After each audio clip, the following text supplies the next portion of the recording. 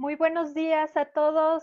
Saludos desde la Ciudad de México, de parte de la Universidad Nacional Autónoma de México. Sean todos bienvenidos a nuestra sesión clínica del día de hoy, donde nuestro compañero Daniel nos estará presentando un caso muy interesante de un adolescente con consumo de marihuana. Esperemos que sea una sesión muy provechosa para todos. Les damos la más cordial bienvenida, agradecemos la presencia de todos, la disposición y pues un abrazo muy caluroso para todos y todas ustedes. Sabemos que pues la situación actual está siendo difícil para todos, pero podemos aprovechar precisamente estos medios de comunicación y la tecnología para estar más cerca, para cuidarnos entre todos y pues afrontar esta situación de la epidemia que todos estamos viviendo. Antes de comenzar con nuestra sesión clínica, el doctor José Luis nos va a dirigir, de la CICAT, nos va a dirigir unas palabras. Tenemos también otro par de invitados muy importantes que nos estarán dirigiendo un mensaje inicial, la doctora Silvia Morales, el doctor Alejandro, que también tiene un mensaje importante para nosotros. Y bueno, sin más le doy la palabra al doctor José Luis Vázquez de la CICAT y sean todos ustedes bienvenidos. Muchas gracias.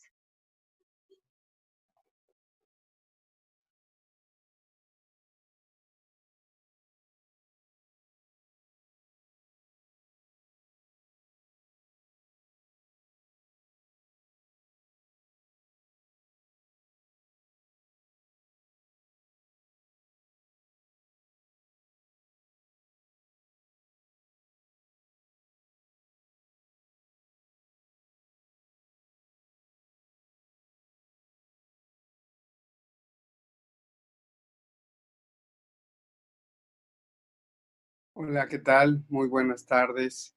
Buenas tardes casi acá en Washington, D.C., en Arlington. Buenos días, buenas tardes, dependiendo de dónde ustedes se encuentren. Como dijo Violeta, la tecnología nos permite conectarnos el día de hoy y afortunadamente es así para poder estar compartiendo más detalles, más información, beneficiarnos entre todos. Es un gran gusto volver a estar conectados aquí con todos ustedes y para mí es una enorme satisfacción que continuemos trabajando con el equipo de expertas de la Facultad de Psicología de la UNAM, que queda clarísimo, esto es un ejemplo muy bueno de adaptarse a las circunstancias. Definitivamente para nosotros adaptarnos ha sido bastante más llevadero, porque obviamente venimos trabajando ya desde hace algún tiempo con esta metodología virtual, no solamente con los cursos, sino también con las sesiones, y profundamente agradecidos con el equipo de la Facultad de Psicología, que siempre nos ayuda muchísimo, y que también hoy nos hermanamos con una institución, con un grupo que también forma parte de la UNAM en extensión. Acá desde Washington, más adelante, Alejandro González también nos va a comentar brevemente acerca de esto, pero sin duda que en estos tiempos de quedarnos en casa es muy importante mantener todas las precauciones y tratar de ver cómo nos adaptamos, cómo nos cuidamos, cómo cuidamos a las personas alrededor nuestro, por supuesto los privilegiados o beneficiados como nosotros, de poder quedarnos en casa o poder aislarnos para ayudar a prevenir las condiciones. También tenemos que ver por nosotros, por nuestro cuidado, y por supuesto que a nombre de la Secretaría Ejecutiva de la Comisión Interamericana para el Control del Abuso de Drogas, a nombre de la Unidad de Reducción de la Demanda de Drogas de la jefa Jimena Kalapsky, por supuesto que les damos una cordial bienvenida. Nos da muchísimo gusto ver tanta participación, tanta convocatoria, tanto interés en estos temas, y para no demorarnos más, yo le doy la palabra a nuestra queridísima y admirada amiga, la doctora Silvia Morales Chainé, de la Facultad de Psicología de la UNAM en México, quien nos va a comentar también una cuestión muy importante y que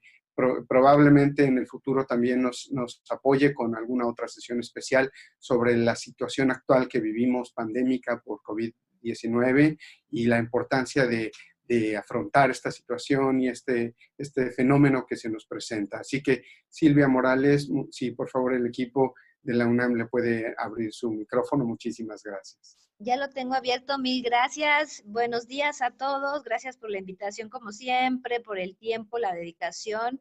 Este es un esfuerzo que nos hace sentir muy bien y nos permite, pues, seguir en estos momentos tan difíciles, no solamente combatiendo el estrés y manejándolo de manera eficiente, sino mantenernos motivados en cuanto a la labor que todos los profesionales de la salud podemos hacer en este ámbito. Y muy brevemente, para no quitar tiempo a nuestros grandes invitados especiales, la intención de compartirles hoy las recomendaciones de manejo del estrés ante el COVID-19 es justamente lo que queremos hacer brevemente en 5 minutos para compartirles que vamos a agregar en nuestra liga de trabajo una presentación formal con una serie de recursos que nos han compartido la OPS, la propia CICADOEA, UNICEF, el Instituto Nacional de Ciencias Médicas y Nutrición Salvador Subirán, la Secretaría de Salud de México y obviamente nuestra querida Casa de Estudios, la UNAM, para que ustedes puedan tener recursos y tomen decisiones informadas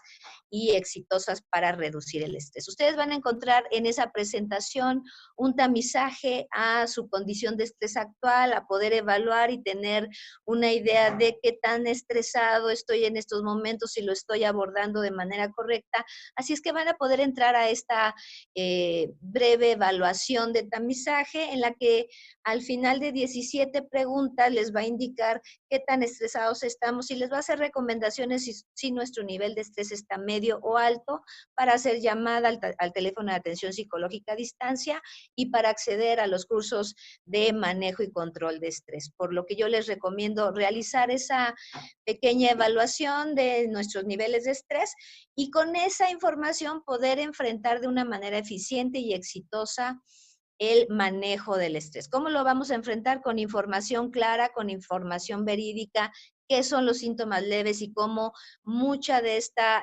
sintomatología se puede atender en casa y de qué manera, en qué momento, también con la recomendación del médico, tenemos que ir al hospital, con qué cuidados, de qué manera protegernos a nosotros mismos, que es el primer paso, y en segundo término, a nuestra familia, a nuestros seres queridos y cercanos, a nuestros colaboradores que tenemos junto a nosotros si tenemos sospecha de estar padeciendo esta enfermedad. Van a encontrar en esa liga la manera de informarnos de manera clara, ligas directas al curso de manejo de estrés, ligas directas a lo que tengo que hacer como primera ayuda psicológica si soy profesional de la salud, una guía de padres que UNICEF nos comparte sobre cómo hablar con nuestros hijos para darles información sobre lo que es el COVID-19, cómo prevenirlo, cómo manejarlo si alguien en casa ya está diagnosticado con el padecimiento, qué hacer si yo salí positivo en la prueba de COVID-19, qué hacer si no salí positivo, salí negativo, pero estuve en contacto con una persona que ya ha sido diagnosticada con esta enfermedad, qué hacer si sospecho y estoy en riesgo y cómo prevenirlo, sobre todo en el hogar. También nos comparten cómo hablar de esta información con nuestras queridas personas de adultos mayores con respeto, con dignidad, porque finalmente ellos fueron nuestros cuidadores primarios en algún momento y ahora nosotros tenemos que devolver con respeto ese cuidado y esa dedicación. Algunas herramientas, reitero, para niños sobre cómo establecer hábitos, rutinas en el hogar y por supuesto nuestra página de actualización de los datos respecto a cómo nos estamos moviendo en este padecimiento en México, como lo hacemos a través de la guía de OPS en el mundo también. Esta recomendación también implica que por favor no consultemos la información más de 2 veces al día, que lo hagamos en momentos breves para mantenernos actualizados, pero que no abusemos de la información en línea, de la información en la televisión y en redes, porque eso aumenta nuestros niveles de estrés y ansiedad. En resumen, ¿qué tenemos que hacer en esta cuarentena, en esta dedicación? Mantener el contacto virtual no solo para trabajar, hagan reuniones, comidas a través de estas herramientas que ya todos estamos aprendiendo a usar, mantener rutinas diarias fijas para comer, para dormir, para hacer ejercicio y que en esta serie de actividades haya una rutina fija lo más establecida posible, hacer actividades saludables dentro del hogar con la familia con la que estamos conviviendo y con quien estamos compartiendo el espacio para el aislamiento social. actividades relajantes. Van a encontrar en esta liga videos, como los vieron en la presentación, sobre cómo relajarme, cómo comer sano, cómo hacer ejercicio, cómo autocuidarme, cómo cuidarme yo mismo. Y van a encontrar también algunas, decíamos, ligas para actualizaciones, orientación práctica de fuentes oficiales para cuidarnos y para actuar de manera eficiente ante los riesgos a padecer esta enfermedad, o si ya lo estamos padeciendo, o aunque salimos negativos, pues estamos protegiendo a nuestros seres queridos al nosotros haber tenido un contacto con personas que ya han sido diagnosticadas. Tenemos esta línea de atención psicológica a distancia, como ustedes saben, para manejar estrés, para dar consejo breve. En la Ciudad de México y en gran parte del país, el teléfono es el 55 50 25 08 55, pero como saben, para los estados fronterizos, para los consulados mexicanos en Estados Unidos, tenemos estas otras dos líneas, el 1760-338-2577, el 001-760-338-2577. Entonces, por favor, si tienen alguna duda sobre cómo enfrentarlo, además de la liga que les vamos a compartir, estamos para servirles y para darles apoyo emocional en estos momentos de estrés por la situación que estamos viviendo. José Luis.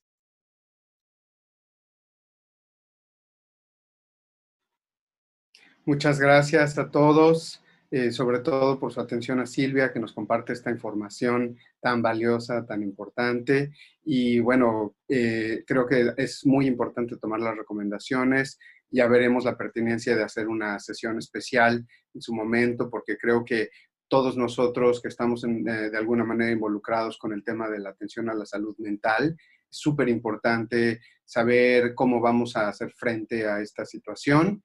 Y bueno, una de las grandes ventajas que tenemos, creo que como grupo, si ustedes miran no a su alrededor, pero sí en su computadora, 245 personas en este momento, que ayuda muchísimo a darse cuenta que somos una red de verdad latinoamericana, gracias al apoyo de la Facultad de Psicología de la UNAM, al fantástico equipo de Silvia, al dedicado trabajo de todas ellas, que es súper bueno. Y obviamente poco a poco vamos sumando también otras redes de apoyo, de atención, que creo que eso nos habla de la necesidad y la importancia de atender estos temas coyunturales. Por eso, de verdad, muchas gracias. Ya están en el chat también compartiendo la liga con la información. Van a tener a su disposición los materiales y, por supuesto, que el equipo de la Facultad de Psicología está en el apoyo, como se mencionó. Y bueno, yo también voy a cederle la palabra a nuestro segundo invitado que mencionó Violeta, que es Alejandro González, un buen amigo mío también, egresado de la UNAM, como muchos de nosotros. Y Alejandro es el que encabeza acá la red UNAM en Washington, D.C., para que las personas que de alguna manera estamos involucradas con la UNAM, no solo quienes estudiaron ahí, pues se sumen a esta iniciativa. Así que también les pido su apoyo si por ahí le abren el micrófono a Alejandro. Muchas gracias. Gracias, José Luis, y gracias también a Violeta y a Silvia por esta oportunidad. Gracias a todos. Me parece una oportunidad formidable para compartir conocimiento y para platicarles un poco acerca de lo que estamos haciendo. Creo que especialmente en esta época de interconectividad es muy útil saber qué esfuerzos se están llevando a cabo en otros lugares del planeta para pues, poder replicarlos y también para poder hacer alianzas. Como bien les comentaba José Luis, yo presido la red de exalumnos de la UNAM aquí en Washington. Yo llegué aquí a hacer una maestría a la Universidad de Georgetown, después trabajé en la Embajada de México y actualmente estoy trabajando en la OEA en temas un poquito diferentes a los de José Luis. Yo me dedico a las misiones de combate a la corrupción y la impunidad que existen en varios países de la región y también a misiones de mantenimiento de paz. Sin embargo, como actividad accesoria, tenemos un grupo de egresados de la UNAM de distintas disciplinas, incluido egresados de medicina como José Luis y como otras personas que están aquí en esta ciudad trabajando en la PAJO, en el Banco Mundial, en diferentes organizaciones. Y básicamente lo que les quisiera compartir, y quiero ser muy breve porque no quiero interferir en su agenda, que además va a ser muy interesante, es de qué manera podríamos colaborar en el futuro y cómo podríamos llevar a cabo ciertas alianzas. ¿Qué hacemos como red de exalumnos en Washington? Pues básicamente tenemos como dos grandes temas. Los temas de cohesión de los egresados en la ciudad, es decir, tratar de monitorear quiénes somos egresados de la misma universidad para que a través de eso podamos compartirnos ofertas laborales, darnos consejos de los procesos de reclutamiento de organismos internacionales y también apoyarnos en temas del día a día como mudanzas, para quienes tienen hijos con sus hijos, etcétera. Tratar de generar una comunidad. Y por otro lado, tratamos de vincularnos con la UNAM en México, y aquí es algo que creo que todos ustedes podrían sumarse. ¿Qué hemos hecho? Bueno, pues como ustedes saben, la UNAM, al ser una universidad tan grande, a veces es difícil tener una atención personalizada a cada uno de los estudiantes. Yo creo que todos los que provenimos de universidades públicas nos hemos enfrentado a eso.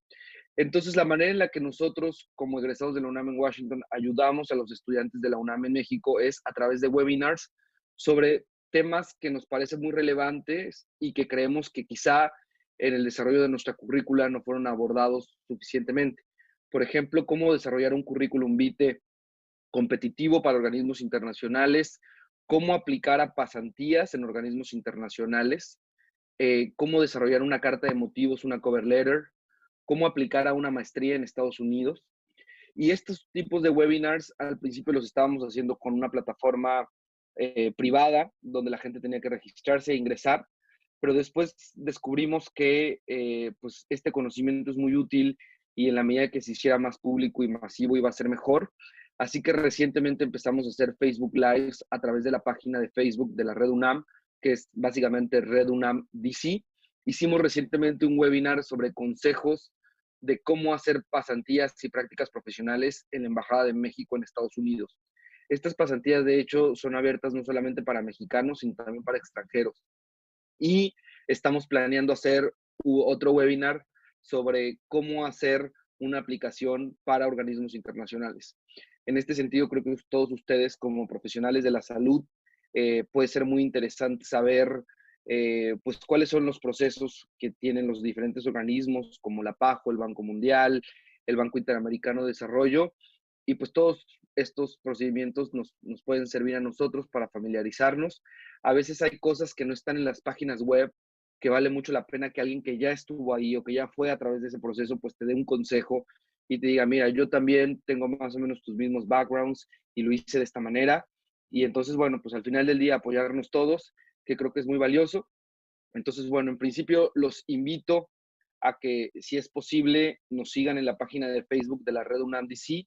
También tenemos una página web que es www.redunamdc.com, donde pueden conocer las actividades y se pueden sumar. Y por otro lado, el otro aspecto que me interesa mucho compartir con ustedes es, bueno, si ustedes tienen una iniciativa similar de organizaciones de alumnos egresados de su universidad en Washington, o si quisieran que hagamos algo en conjunto en su país, pues también que nos escriban para que podamos compartir el conocimiento y nuestra experiencia con ustedes. Estamos en la mejor disposición de hacer alianzas y de sumar. Si alguno de ustedes por trabajo o por actividades académicas llega a venir a Washington, por favor escríbanos para que nos vayamos a comer o platiquemos y compartamos iniciativas. Y finalmente, el único mensaje que les quiero compartir y que lo he platicado mucho con José Luis y con todo el equipo de la red, yo creo que el estar en el lugar donde estamos nosotros nos debe de comprometer a compartir todo lo que hemos aprendido y todos los quizá obstáculos que nos han llevado a estar aquí. Entonces, lo único que podemos hacer pues es compartirlo con ustedes, ayudarlos si es que tienen el interés de participar y de hacer un esfuerzo similar. Yo creo que los estudiantes de nuestras universidades tienen muchos retos, tienen muchas dificultades y a veces tener a alguien en el ámbito profesional que los motive, que los inspire, que los ayude a cumplir sus sueños es muy valioso. Así que ojalá podamos seguir colaborando, puedan sumarse a nuestras actividades. Yo les quiero dejar mi correo personal, que es ag1806, lo voy a escribir aquí en el chat, @georgetown.edu, si es que tienen el interés de escribir un correo. Y también les voy a compartir mi cuenta de Twitter, que es a través de donde también compartimos mucha información de la red. Eso sería básicamente lo que quiero compartir con ustedes. Espero que les pueda ser de utilidad. Gracias nuevamente, Violeta, Silvia y José Luis, por este espacio, y los felicito por todo este trabajo tan interesante y por darle difusión a estas actividades. Muchas gracias, José Luis.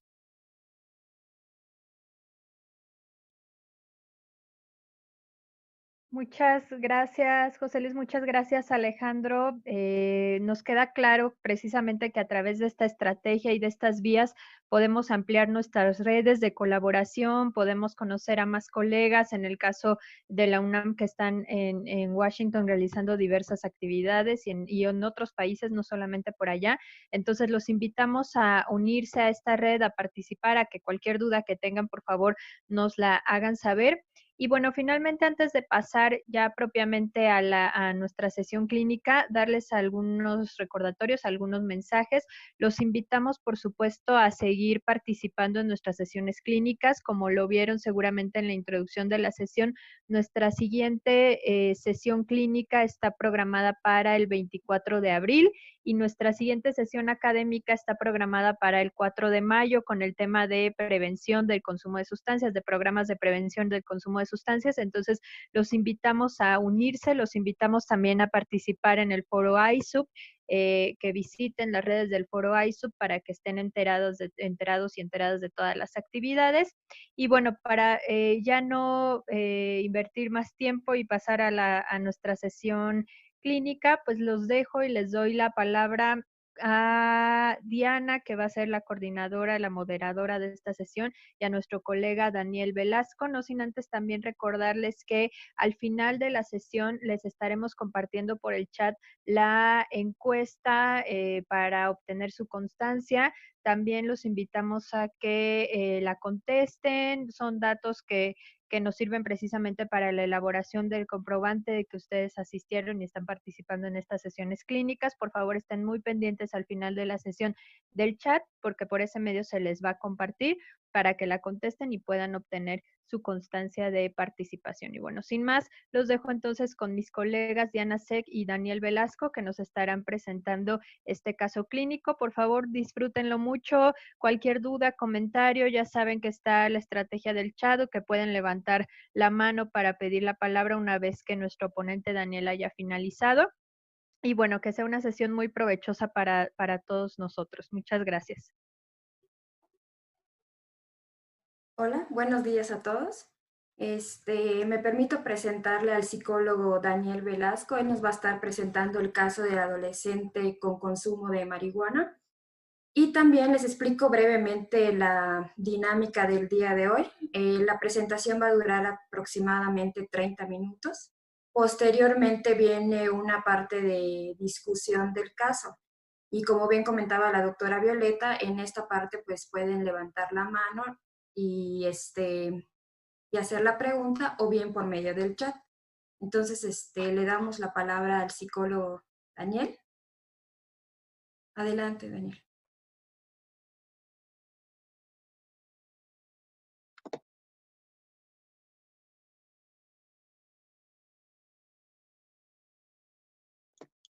Listo.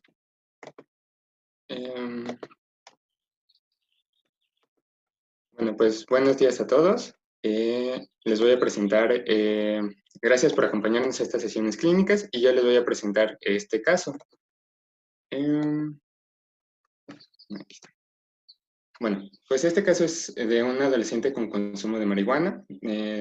Este adolescente tiene 15 años y se encuentra bajo el resguardo de una institución que es una casa hogar.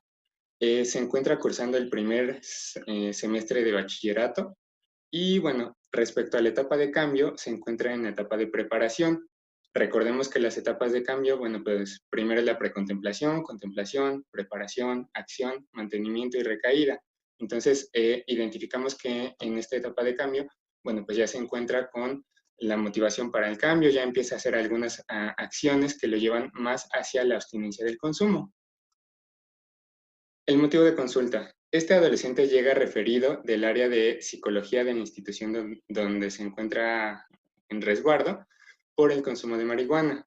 Ya empieza a tener como algunas dificultades y consecuencias en distintas áreas. Por ejemplo, en la parte escolar, donde ya empieza a reprobar algunas materias, ya ha dejado de asistir a algunas clases, han encontrado que lo encuentran fumando, digamos, adentro de la escuela, problemas en la casa hogar, donde también deja de cumplir con algunos reglamentos, tiene problemas con personal de la casa, por ejemplo, los orientadores, con distintas personas, digamos, con las que está en contacto.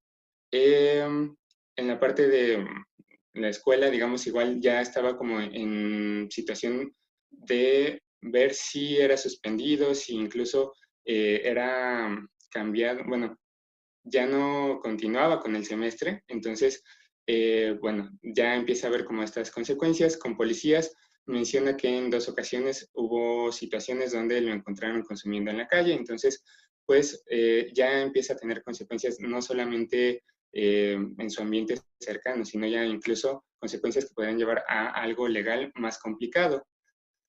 Relacionado también al consumo, presenta una sintomatología ansioso-depresiva elevada, donde ya empieza a interferir con su vida cotidiana. Más adelante vamos a ver un poquito más acerca de esto. En relativo al consumo de sustancias, el patrón de consumo es un patrón de consumo diario de 3 a 5 tapitas. Él refiere como una tapita como estas, de pluma. Y bueno, las consecuencias asociadas, bueno, pues se muestra impulsividad, tanto para contestar con sus compañeros, con los maestros, con los orientadores, agresividad, donde ya ha tenido algunas peleas con compañeros, sintomatología ansioso-depresiva que muestra de manera marcada, más adelante vamos a ver los resultados de los instrumentos, problemas sociales, donde empieza con dificultades en interacción, académicos y legales, como ya mencionamos anteriormente, ¿no? El nivel de intervención, se trabaja con un tratamiento breve, donde se ajustan las estrategias para el caso. Igual ahorita vamos a revisar específicamente qué fue lo que se trabajó con él. Fueron un total de 10 sesiones de tratamiento donde brindamos los componentes y 2 sesiones más de seguimiento. La periodicidad de las sesiones fue semanal, de aproximadamente 1 hora. Y bueno, aquí empezamos con los instrumentos aplicados. En el proceso de admisión del centro que trabajamos, lo primero que se aplica a todos los usuarios es una ficha de datos que contienen los datos personales, información del motivo de consulta, datos sociodemográficos que nos permite tener un poco más de idea acerca de la persona que está llegando a la institución, y al mismo tiempo se les aplica un tamizaje de salud mental.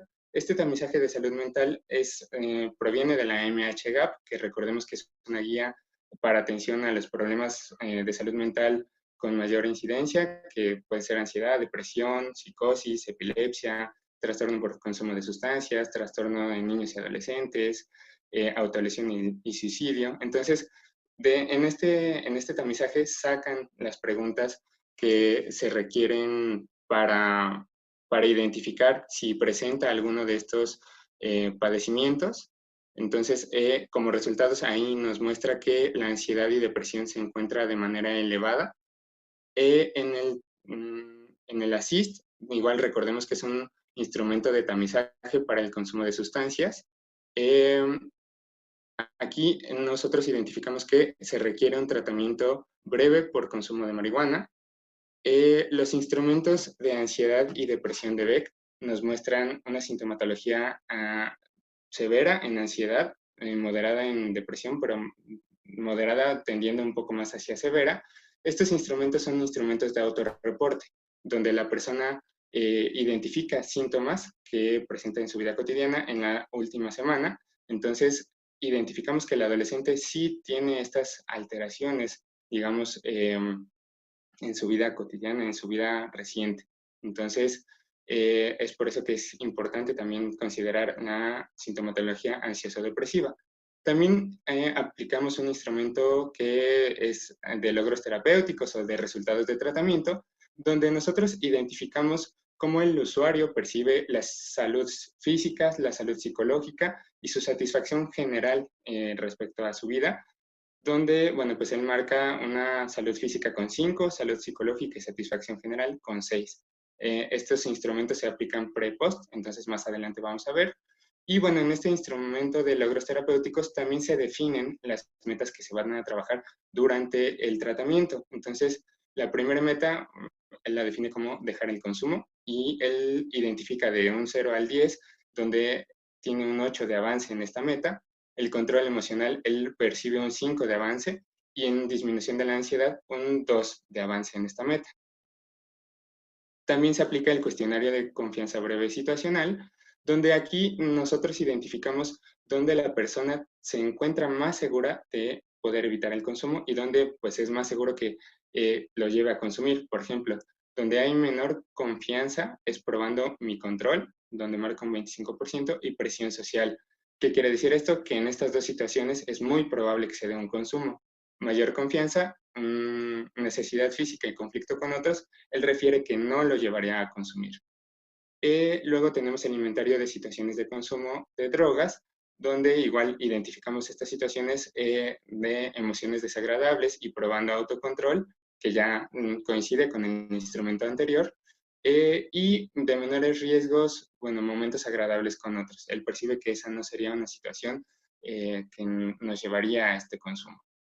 Y bueno, también tenemos la línea base retrospectiva, que es sacar como el patrón de consumo con un calendario, identificando los consumos, las cantidades de consumo, donde en el periodo de abril a octubre se presentaron aproximadamente 55 días de consumo, 145 días de abstinencia y una cantidad promedio de consumo de 3 a 5 tapitas, como lo mencionaba, una tapita de este tamaño.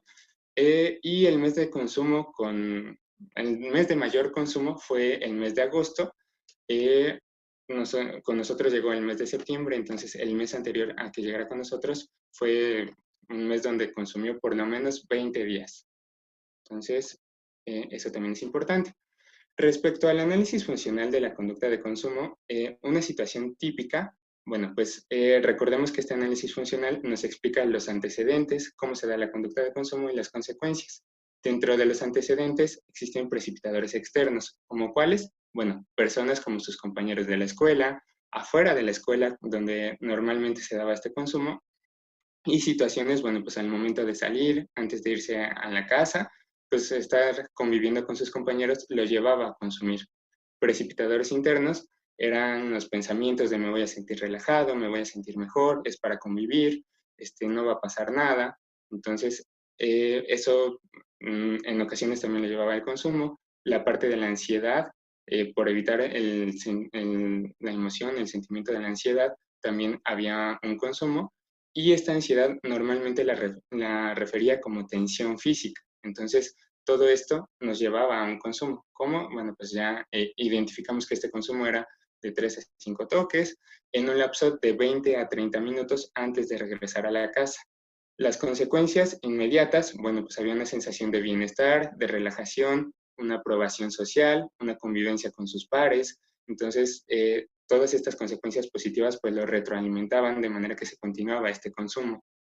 A mediano y largo plazo pues ya empieza a tener problemas de salud, como por ejemplo baja su rendimiento físico, tiene problemas respiratorios, tal vez un poco la tos, incluso en la parte de problemas escolares, donde ya identificamos el bajo rendimiento escolar, la falta de concentración, problemas de memoria hasta cierto punto. En la casa hogar, donde ya también tiene problemas con el personal por el consumo de las sustancias, donde deja de cumplir con ciertas obligaciones, problemas legales, donde empieza a tener dificultades tanto en la escuela por la parte de la expulsión o con los policías, donde pudo haber llegado a un punto más grave, y el bajo rendimiento escolar. Esto, digamos, es una situación típica donde normalmente se daba el consumo. Una situación más de mayor riesgo que también se presentó al final del tratamiento. Más adelante vamos a especificar un poquito más. Pero ¿cómo fue? Bueno, pues se encontraba en su dormitorio, encuentra una de estas tapitas en su mochila, es de noche, no hay supervisión presente, entonces los pensamientos es, bueno, me voy a sentir bien nuevamente, tengo tiempo sin hacerlo, ya tenía tiempo de abstinencia, solo es un poquito, no me van a cachar, voy a estar bien. Entonces se presenta esta ansiedad y esta indecisión de consumir, no consumir, y esta sensación de tensión física. finalmente la conducta se da en el consumo de esta tapita en la noche, en su dormitorio. Tal vez las consecuencias inmediatas que él refiere fue tal vez sentirse relajado un poco, pero bueno, pues ya más adelante pues es descubierto y nuevamente hay problemas con la autoridad en la casa hogar y pues en general eso dificulta su interacción general. En el balance decisional que se trabaja con el usuario, empezamos a revisar las ventajas y desventajas tanto del cambio como de mantenerse con la conducta de consumo. Entonces, en las ventajas de la conducta de consumo, pues él identifica que lo relaja y le ayuda a convivir, nada más. En las desventajas de la conducta de consumo, pues él identifica que existe un daño físico, un daño mental, dolores de cabeza, problemas sociales, como todos los que ya hemos mencionado. Entonces, sí identifica como estas desventajas que le lleva a su consumo. Respecto a las desventajas del cambio, él solamente identifica la dificultad para relajarse, y esto solamente en un inicio, y la dificultad que podría tener para dejar el consumo. Respecto a las ventajas de cambio, él refiere que podría mejorar su condición física y mental, tener menos problemas ya sea en la escuela, en la casa hogar, con sus pares, en general menores problemas y mejorar su desempeño escolar. Entonces, eso también identifica mayores ventajas respecto al cambio, pocas desventajas que poco a poco se van trabajando a lo largo del tratamiento. Las metas de la intervención. La primera meta o la principal, él la define como dejar de consumir. Recordemos que también es importante que estas metas se definan operacionalmente. Entonces, ¿cómo lo definimos operacionalmente nosotros? Bueno, alcanzar la abstinencia del consumo de marihuana para mejorar su condición física, su salud mental, evitando problemas en la casa, en la escuela, en los problemas legales y con amigos. Mejorar también su desempeño académico y su rendimiento en la memoria. Una meta alternativa o una meta secundaria que también va muy relacionada con el consumo, pero que también es importante considerar como una meta específica, es controlar mis emociones, él lo refiere así. ¿Y a qué se refiere esto? Bueno, pues a reducir la sintomatología ansioso-depresiva para mejorar su interacción social y no recurrir al consumo como una forma de control. ¿Y cómo lo realizaría? Bueno, pues realizando actividades alternativas, como podría ser realizar ejercicio, hablar con compañeros, hablar con amigos, ponerse a estudiar, ponerse a leer. Todo eso poco a poco lo vamos trabajando en el tratamiento. La secuencia de la intervención. Bueno, lo primero que se hace con los usuarios es la admisión, donde se toman esta serie de datos, se presenta el modelo de intervención. Todo esto es parte de la admisión. La evaluación, donde se aplican los instrumentos que ya revisamos. Se realiza esta evaluación funcional, donde se identifican cómo se da esta conducta de consumo. Y este balance decisional. Todo esto es como parte de la admisión, lo primero que se tiene que hacer con los usuarios para empezar a trabajar el consumo. Como tal, las estrategias o herramientas que revisamos, pues podría ser rehusarse al consumo, solución de problemas, control emocional, tanto para ansiedad, tristeza, enojo, metas de vida, habilidades sociales y recreativas y habilidades de comunicación. Todo esto se trabajó con él en las distintas sesiones. Y bueno, aquí vemos lo que se trabajó en las habilidades entrenadas. Entonces, en la parte de rehusarse al consumo, bueno, aprendió a cómo negarse y mantenerse firme ante la insistencia de sus compañeros. Por ejemplo, sugiriendo alternativas de, oye, ¿por qué no vamos a hacer esto? ¿Por qué no vamos a comprar algo de comer? ¿Por qué no vamos por un refresco? Vamos mejor a otro lado. Ofrecer una justificación como, ¿qué crees? Ya me tengo que ir, ahorita no puedo, y alejarse de la situación. En la solución de problemas, este componente tuvo una situación peculiar porque cuando revisamos el componente llegó con un problema que había una probabilidad de agresión afuera de la escuela. Entonces, bueno, se revisaron los pasos del componente de solución de problemas, que es definir el problema, generar alternativas, hacer el balance de estas alternativas, tomar la decisión, la implementación y bueno, respecto a esta situación que él presentó difícil de la posible agresión hacia él, bueno, pues se generaron más alternativas donde se revisó que la alternativa que él eligió fue la correcta, pero que podría tener incluso más alternativas de solución Y bueno, pues finalmente se reforzó como esta secuencia de pasos que implica la solución de problemas. La parte del control emocional. Se trabajó el control de ansiedad, enojo y tristeza, aplicando estrategias como la respiración profunda. Esta parte de la respiración profunda fue fundamental para el control de la sintomatología ansioso-depresiva. Más adelante vamos a ver los resultados de cómo cambió esta percepción de ansiedad-depresión, pero fue, digamos, como la estrategia base para control emocional. Cambio y distracción de pensamientos y tiempo fuera respecto a la parte de enojo, tristeza y ansiedad en general. Respecto a las habilidades sociales y recreativas, bueno, pues él refirió como esta habilidad, bueno, estas actividades de jugar fútbol, jugar juegos de mesa, salir a caminar, realizar actividades en la casa, apoyar en algunas actividades. Entonces empezó a incrementar el repertorio de actividades que realizaba para evitar este consumo. En el componente de metas de vida, se trabajaron las metas en las distintas áreas de su vida. Entonces, respecto al área de consumo, él en la parte de logros que se revisa en el componente de metas, refirió, ya no consumo, identifico cuando tengo que evitar el consumo y me han reconocido mis amigos que ya no consumo. Entonces, él logra ver todos los avances que ha tenido hasta el momento respecto al área del consumo y que no solamente son avances que él percibe, sino que las personas que lo rodean también le están reconociendo, como sus amigos, como el personal de la casa hogar. Entonces, eso también es bien importante. Recordemos que en la parte de metas, pues hay una serie de áreas de vida en las que se establecen estas metas, se establece la meta, la frecuencia y los logros que ha alcanzado la persona. Entonces, en los logros, él identifica esta parte. En la escuela, él refiere que quiere alcanzar mejores calificaciones. En la parte emocional, mantener su control bajo las emociones que antes pues era complicado controlar. Los hábitos personales, asistir y cumplir con lo que le pidan tanto en la escuela como en la casa hogar. La parte de habilidades de comunicación, se trabaja con él esta parte de la comunicación asertiva para que pueda tener una mejor comunicación tanto con sus maestros como con el personal de la casa y en general con todas las personas con las que se relaciona. Entonces, por ejemplo, él pone un ejemplo en la casa hogar donde dice, es que le pido a mi orientador que me ponga a hacer algo. Entonces ya empieza a involucrarse con las actividades de la casa hogar.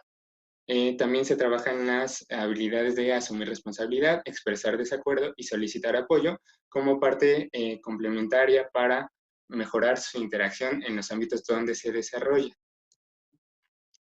Los planes de acción para evitar consumo de sustancias. El primer plan de acción que él propone es poner pretextos para no consumir. Por ejemplo, los pasos que necesita seguir es pensar qué voy a decir, decirles que no, mantenerse firme en esta decisión de decirles que no, y al insistir sus amigos, sus compañeros, bueno, pues el siguiente paso es dar razones por las cuales no puede consumir. Por ejemplo, estoy en tratamiento, ya me tengo que ir, ahorita no puedo, tengo que llegar temprano. Él identifica como ventajas de este plan que sus compañeros entiendan los motivos por los cuales no quiere consumir y que no le insistan más.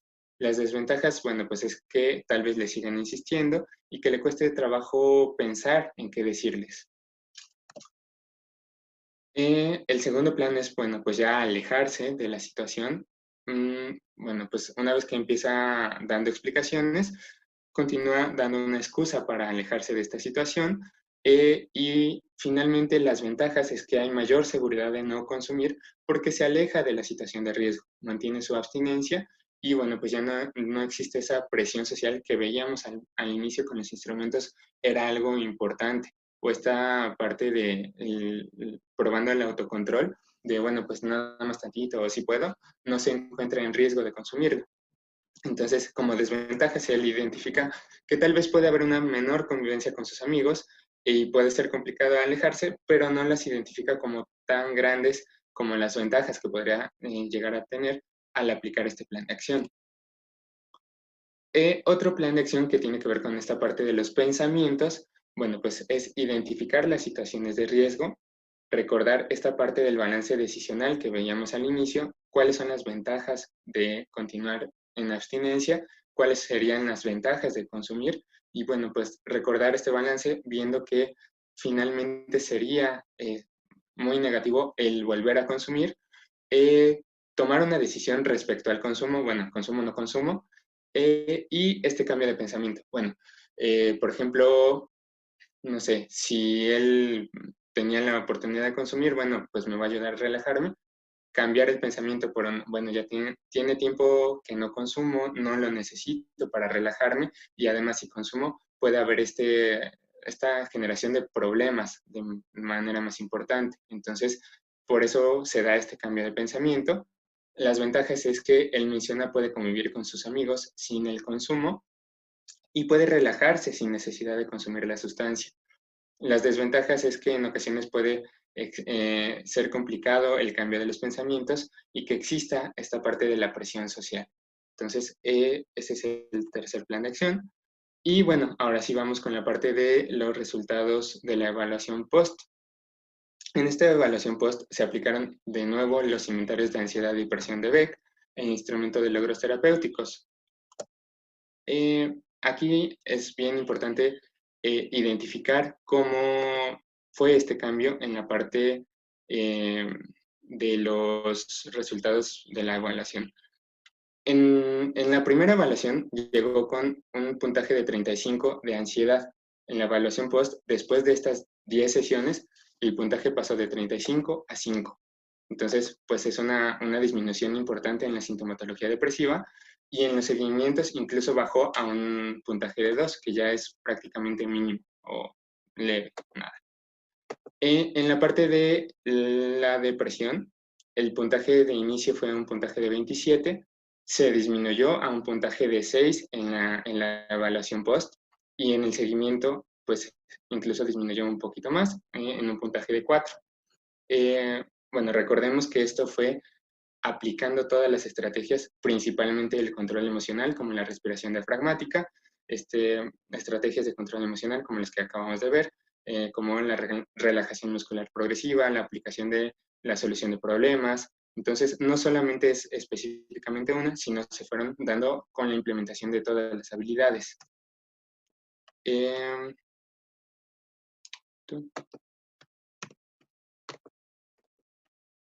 Bueno, también este caso se presentó lo trabajado con el adolescente en la institución, en la casa hogar, porque eso fue algo bien importante, que siempre hubo una comunicación cercana de parte del centro donde nosotros trabajamos con la institución que él estaba, bueno, la cual tenía su resguardo. Entonces se presentó esta tabla de los indicadores de cambio, donde se estuvo aplicando de manera constante la parte del antidoping.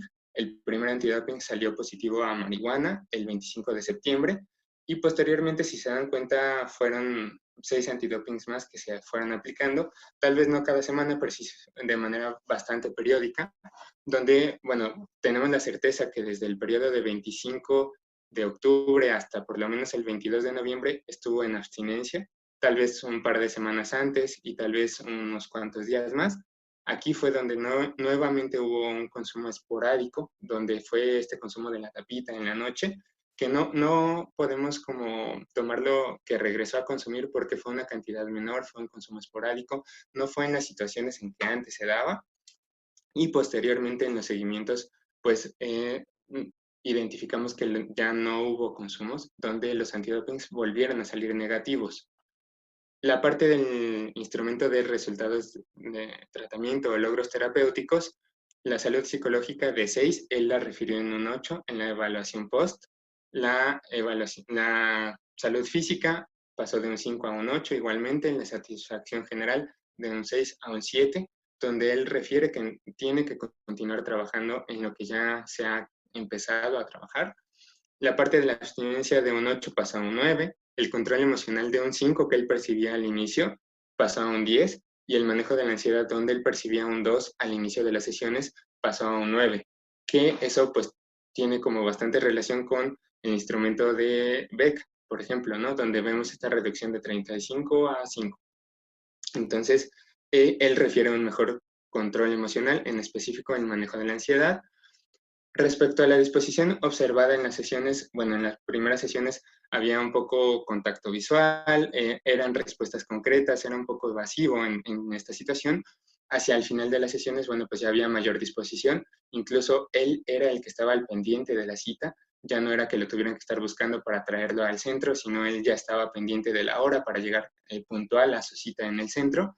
Había mayor comunicación, ya era una pregunta abierta de cómo te fue en la semana, y él empezaba a referir todo lo que había pasado, no era como respuestas cortantes. Entonces el cambio de actitud en ese sentido respecto a las sesiones también mejoró bastante. Y en la parte del control emocional, donde se presentaban respuestas predominantemente impulsivas, bueno, pues aplicando las estrategias hubo mayor control emocional.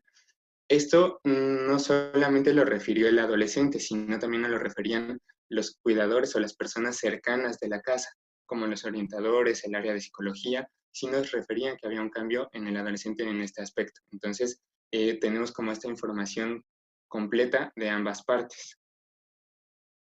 En la parte de los seguimientos, respecto a la frecuencia y cantidad de consumo entre la última sesión y el seguimiento, bueno, pues identificamos que hubo un consumo esporádico a lo largo de todo el tratamiento. Entonces, pues sí se presentó una disminución tanto en la frecuencia como en la cantidad del consumo.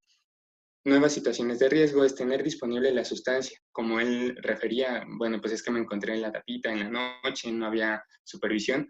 Tener esa disponibilidad y esa situación que predispone al consumo es una situación importante de riesgo, porque tal vez en ese momento lo llevó a consumir. Entonces se trabajó lo que fue necesario para hacer los planes de acción y que esa situación no se volviera a presentar. Respecto a los síntomas asociados al cambio de la conducta, se presentó una disminución y mantenimiento de esta disminución en la sintomatología ansioso-depresiva, como vimos en los VEX, y una mejoría en la parte social y escolar. Al final, bueno, en los seguimientos, ya identificamos que empezó a estudiar para hacer unos exámenes. De los exámenes que presentó, pasó por lo menos 2 que tuvimos certeza en ese momento.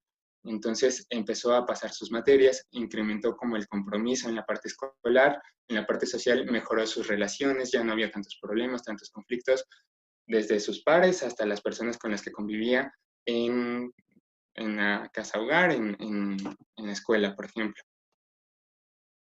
En la parte del estado de salud, aquí es bien importante, tal vez muchos tendrán esta pregunta de, bueno, ¿por qué no se hizo la referencia a psiquiatría? Se hizo el comentario en esta parte de la salud, en la sintomatología elevada de ansiedad y depresión, se hizo el comentario desde las primeras sesiones al personal de la casa hogar que asistía a acompañarlo. Se mencionó de parte de la casa hogar que sí había como un área médica que estaba en constante monitoreo del adolescente, porque era la parte que llevaba todo esto del consumo, relacionado al consumo. Entonces, no sé, tal vez, por ejemplo, todas las sesiones había un seguimiento en esta parte, donde nosotros como centro preguntábamos a las personas de la institución si no había una situación médica importante o algo a referir. Siempre mencionaron que no había una situación de salud física que atender.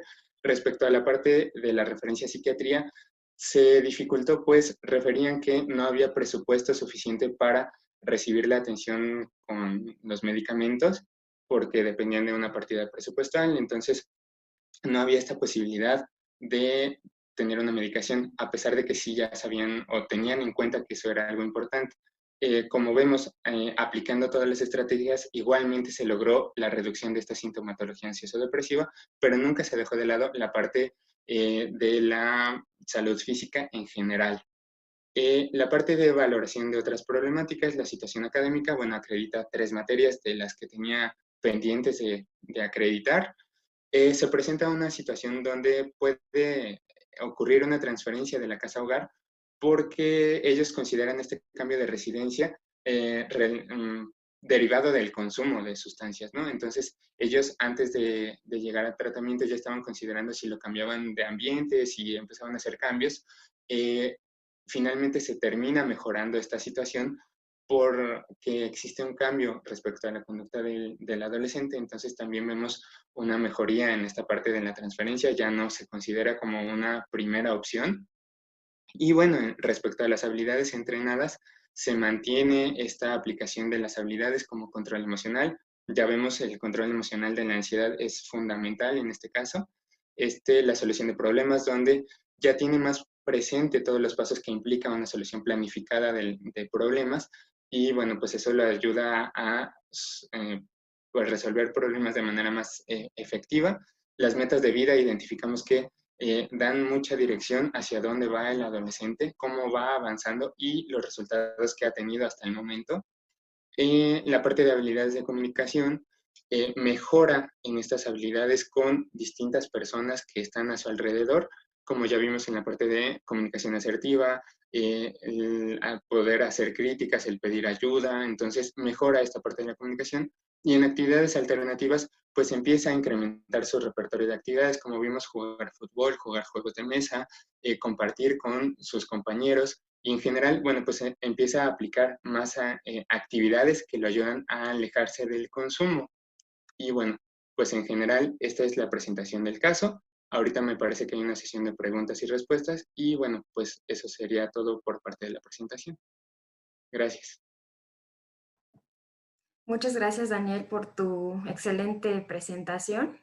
Y yo creo que este caso es bastante interesante porque es un caso atípico, donde la persona pues no está en un contexto familiar, sino que se encuentra bajo el resguardo del Estado.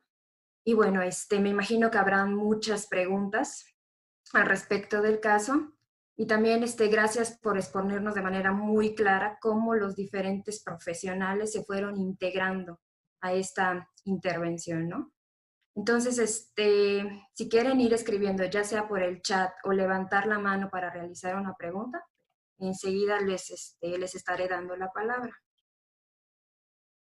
Por aquí alguien nos levanta la mano, Isabel Santos. Y tenemos aquí algunas preguntas en el chat.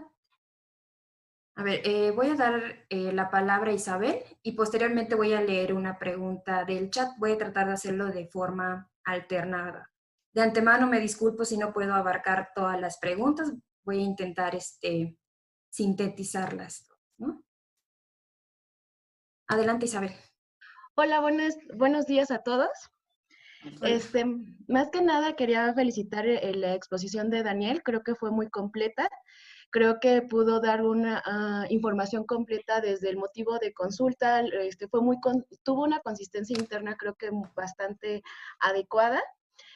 Creo que los temas que se abordaron en sesiones creo que también fueron, pues se ven los logros al final, pues con los resultados que nos muestras en la post-evaluación. Yo tenía justo la pregunta que tú nos aclaraste al final de estos síntomas ansioso-depresivos, de qué había pasado, por qué no habían dado a lo mejor alguna referencia, algún acompañamiento a psiquiatría, y pues creo que nos lo aclaras muy bien. Las dudas que tengo, o sea, yo creo que sería cómo a lo mejor en esto tratar de dar un acompañamiento a la institución con vencer obstáculos para ir a psiquiatría. También a lo mejor recomendaría, o mi duda también sería cómo estás midiendo esto de ansiedad y depresión solamente con los VEX, que creo que sí, como lo mencionaste, es un autorregistro, es un autorreporte más bien, y yo lo que propondría a lo mejor cómo lo podrías medir operacionalmente, como lo hiciste con las metas, ¿no? O sea, sí mencionas que operacionalmente en ansiedad era tensión muscular, pero a lo mejor en depresión, pues con la psicoeducación que sabemos de consumo de marihuana, pues también tiene a lo mejor una relación, ¿no? Y entonces, ¿cómo eso tenía esta relación entre estas variables? Yo lo que propondría sería cómo a lo mejor en tu línea base podrías tener esta medición de la conducta por frecuencia, intensidad, duración con, por ejemplo, la ansiedad, ¿no? Que a lo mejor era tensión muscular todos los días de un grado del 0 al 10 tal, y tu línea base era en esto. Después del tratamiento con el ejercicio de relajación muscular progresiva o de respiración. ¿Cómo está? Fue bajando, y entonces eso también a lo mejor a nosotros nos podría servir de cómo lo empezó a aplicar de acuerdo a tus tratamientos. Entonces en tu línea base tendrías como esta de tensión muscular, por ejemplo, estaba en este nivel y después del tratamiento fue bajando. Como a lo mejor también la técnica que tú le utilizaste de respiración en línea base estaba pues a mejor en 0 porque no la conocía, y después del tratamiento cómo va aumentando, y eso también son otras formas de gráficos que podrías a lo mejor presentarnos, y que pues es otra forma más de la forma de análisis funcional de la conducta, ¿no? Creo que esas serían como las principales. Supongo que también dentro de tu plan de tratamiento diste psicoeducación, porque ves que es una de las partes importantes que se ha visto que tiene una correlación con la adherencia terapéutica. Entonces, nada más era como eso. En general, creo que también daría yo seguimiento a la parte de mejora con la condición, con la parte física, porque ves que tal vez estos síntomas de ansiedad eran relacionados con síndrome de abstinencia, ¿no? Entonces, también para descartar el riesgo, que lo hiciste muy bien con los VEX, pero a lo mejor yo profundiría, o sea, daría como seguimiento a esta parte de salud física, ¿no? Entonces también creo que una fortaleza que tenía la persona era que tenía acceso al médico general, entonces tal vez podrían hacer una atención integral con este médico general, pues para ver esta cuestión de salud física, la parte de atención y memoria que decías que a lo mejor sí había alguna o sea, un riesgo, pues a lo mejor ver cómo pueden darle también seguimiento a esta parte cognitiva, ¿no? Pero en general, Daniel, creo que fue un excelente trabajo, te felicito, y pues estos trabajos nos sirven mucho pues para nosotros seguir aprendiendo pues de los casos que nos exponen. Muchas gracias. Gracias. Gracias. Daniel, ¿quieres comentar algo al respecto? Sí, bueno, rápidamente, tal vez sí hubiera sido bastante útil tener como un registro, pues sí, digamos tal vez un autorregistro de cómo fue cambiando esta sintomatología ansiosa depresiva a lo largo de todo el tratamiento. Otra forma que se me ocurre que también podríamos medir como este cambio de la implementación de las estrategias podría ser como tal vez el tiempo que tarda en hacer las respiraciones. Mientras más tiempo, bueno, mientras el tiempo se hace mayor, tenemos la certeza de que está haciendo respiraciones más profundas. También tenemos una relación bastante cercana con la frecuencia cardíaca, la tasa, la presión arterial. Entonces, hay mediciones fisiológicas que también se pueden tomar para tener como esta relación de la ansiedad y, bueno, sintomatología depresiva. Entonces, tal vez podríamos haber aumentado un poquito más los controles respecto para la medición de la ansiedad y depresión, pero bueno, pues me parece que se estuvieron implementando las estrategias y esto pues se observó en otros cambios conductuales también, ¿no? Entonces, bueno, muchas gracias por los comentarios. Claro, ¿no? Y justamente pues por la ausencia de esta medicación, las estrategias que se vayan trabajando pues sí se vieron quizá limitadas, ¿no? Quizá pudieron tener un efecto más grande, pero al no contar con este recurso de la medicación, pues sí se ve como un poco acotado, ¿no? Y efectivamente, como mencionabas, Isabel, yo creo que las intervenciones son perfectibles y en este caso creo que hubiera sido, ¿no? Conveniente tener quizá un autorregistro o una manera especial de medir específicamente esas dos problemáticas, ¿no? Tanto la sintomatología ansiosa y la depresiva, aunque entiendo que se realizó de manera, digamos, un poco informal, ¿no? O sea, no es que se haya dejado de lado, sino que simplemente fue más autorreporte, ¿no? Así, no sé, corrígeme si estoy mal, Daniel. No, de hecho sí. Todas las sesiones, al inicio de la sesión, yo hacía como esta pregunta de cómo te fue en la semana, cómo te sentiste, estuviste aplicando las respiraciones, y entonces se daba seguimiento tanto a la sintomatología depresiva y ansiosa como a la aplicación de las técnicas de respiración. Y entonces a lo largo de las sesiones el adolescente iba mencionando, no, pues es que sí, sí las apliqué, sí me sentía más tranquilo, me sentía mejor. Entonces, sí, a lo largo de las sesiones, tal vez fue un poco más a lo largo, digamos, como dentro de la entrevista, más que con instrumentos, pero sí se dio como este seguimiento. Ok, gracias. Voy a pasar a leer algunos comentarios del chat. Daniel, en general, muchas personas te felicitan por tu compromiso con la intervención y por tu excelente exposición. Y una de las preguntas que nos realizan es en torno a qué estrategias se utilizaron con la institución. O sea, ¿se aplicó algún tipo de intervención, ya sea con el personal de la institución o con el psicólogo en particular, con la psicóloga, perdón, que te refirió el caso?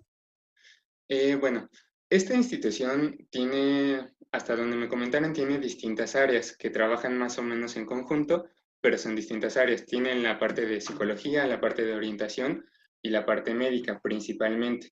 La parte de orientación son las personas que están en constante contacto con los adolescentes, cuidándolos, digamos, en su vida cotidiana. Entonces, principalmente yo tuve contacto con la parte de psicología, que fue la que refirió al adolescente, que empezó a buscar la intervención por el consumo de sustancias. Entonces hubo una relación estrecha con el área de psicología y con el área de orientación, que eran el personal que acompañaba al adolescente a las sesiones. Entonces, como tal, no hubo una intervención o un brindar estrategias al personal, sino simplemente que se preguntaba, igual al inicio, al final de las sesiones, que cómo percibían ellos el cambio. Y al final de la intervención, después de estas 10 sesiones, hubo una reunión donde se expuso el caso ante los responsables de las distintas áreas en la institución que tenía el resguardo del menor. Entonces, eso podría ser como el trabajo que se hizo entre instituciones, donde se presentó los avances, las estrategias que se estuvieron brindando al adolescente, y eso ayudó a la institución a tomar mejores decisiones respecto al manejo del caso del adolescente. Entonces, esa fue más bien la interacción que hubo entre la institución de resguardo del menor y nosotros como institución de tratamiento de consumo de sustancias. Ok, muchas gracias, Daniel. Le voy a dar la palabra a Carlos Esquivel, que levantó la mano. Okay. Adelante, Carlos.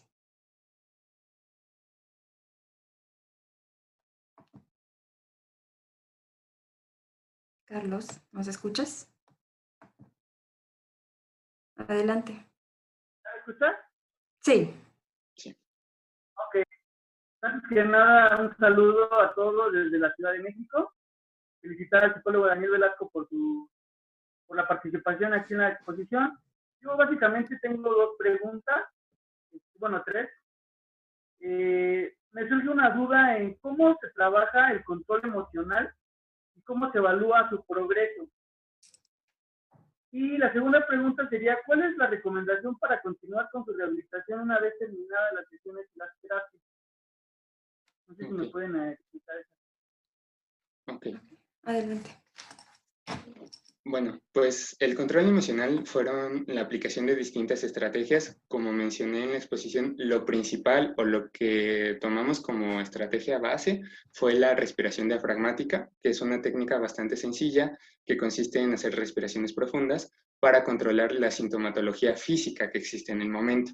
Entonces, eso fue como nuestra estrategia base, y se fueron implementando más estrategias, por ejemplo, la relajación muscular progresiva, la detención del pensamiento, por ejemplo, la parte de la solución de problemas también apoyó al mantenimiento de una sintomatología baja, la parte de las metas de vida. O sea, son componentes que no los podemos ver como aislados. Finalmente todos tienen que ver uno con otro, y eso tuvo relación con la parte emocional. Ahora, ¿cómo podemos medirlo? Bueno, como se hizo en este caso, principalmente fue a través del autorreporte, lo que el adolescente mencionaba como cambios en esta sintomatología. También, como mencionaba en el comentario anterior, otra forma que podríamos haberlo hecho, que no se hizo tal cual, sería a través de registros psicofisiológicos, como la activación, no sé, tal vez la presión arterial, la frecuencia cardíaca, la frecuencia respiratoria.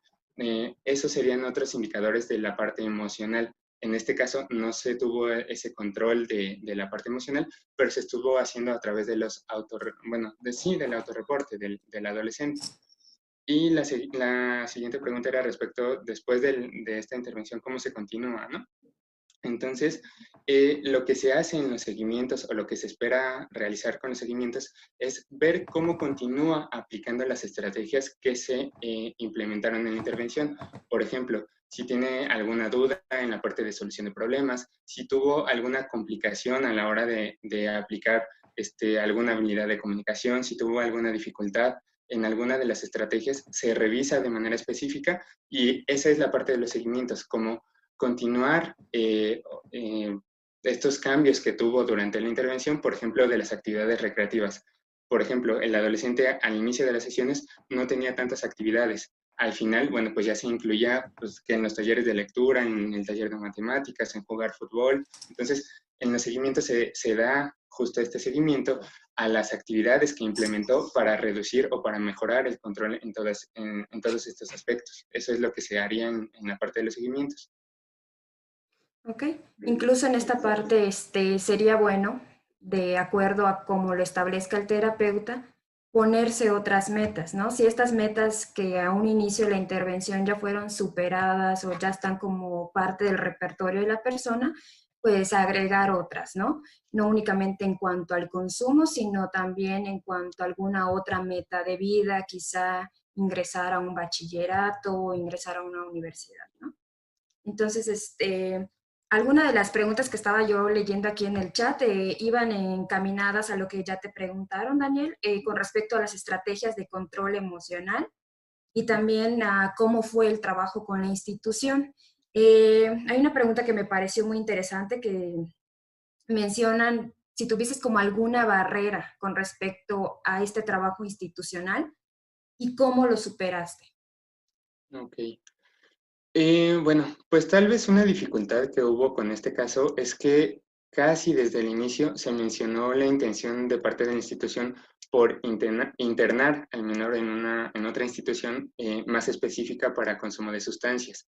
Entonces, siempre hubo una estrecha relación de parte de nuestro centro con principalmente el área de psicología, haciendo mención que no recomendábamos este internamiento por consumo de sustancias, ya que los consumos del menor no lo ameritaban por el grado de consumo, ¿no? Entonces, finalmente, esa fue la barrera principal que hubo y por incluso la cual se hizo esta presentación, digamos, en la institución correspondiente. Bueno, se estuvo trabajando y se encontró como la manera en nosotros poder demostrar que lo que estamos trabajando tuvo los cambios o los alcances suficientes para que no fuera necesaria un nivel de intervención tan elevado como podría ser el internamiento del menor. Entonces, esa podría ser como hasta cierto punto la barrera, que siempre estuvo como la presión de lo pueden internar. ¿Cómo se resolvió? Bueno, pues teniendo un contacto cercano con el área de psicología y después organizando una reunión para presentar los resultados del tratamiento. Creo que eso fue también bastante importante en este caso. Ok, entonces la parte clave fue el monitoreo, ¿no? Uh-huh. Igual es importante señalar aquí que específicamente en México no existe una institución que pueda albergar a menores de edad, o sea, en el sentido de consumo de sustancias. Existe una en el Estado de México, no recuerdo muy bien si era en Naucalpan, pero bueno, digamos que muchos profesionales de la salud contraindican este tipo de reclutamientos, ya que muchos de los chicos que están ahí en estos centros tienen conflictos con la ley, ¿no? Entonces, en ese sentido sí es un poco complicado quizá realizar este tipo de internamientos en menores de edad. Y como bien lo señalaba Daniel, pues auxilio en esta parte del monitoreo para evidenciar justamente que el trabajo que se estaba realizando estaba teniendo pues un efecto positivo, ¿no? Entonces, continuando con algunos comentarios del chat, Daniel, te felicita nuevamente por tu participación, por la exposición, y voy a darle la palabra a Esmeralda Díaz. Sí, sí, Adelante, ¿me escuchan? Adelante, Esmeralda. Sí, ¿me escuchan? Sí, escuchamos. Sí, claro, adelante. Ok, bueno, primeramente felicitar al psicólogo Daniel y por todas las aportaciones en cuanto a las actividades que se realizan en dicha institución o acompañamiento. La pregunta mía es, generalizando el modelo de tratamiento, estamos tratando los cuatro ejes que viene siendo la parte física, la parte psicológica, la parte sociológica, la parte espiritual. Sí, hablamos de la parte trascendental. Ahí generalmente, pues ya ve que generalmente se maneja mucho en los grupos tradicionales, la parte espiritual, ¿de qué forma la manejo o la están manejando. Digo, nosotros tenemos una asociación que va de inicio, pionera, trabajando precisamente 4 áreas básicas en el proceso, que viene siendo la parte física, la parte psicológica, la parte sociológica, la parte trascendental. ¿De qué forma usted trabajó la parte espiritual con el joven? Ok.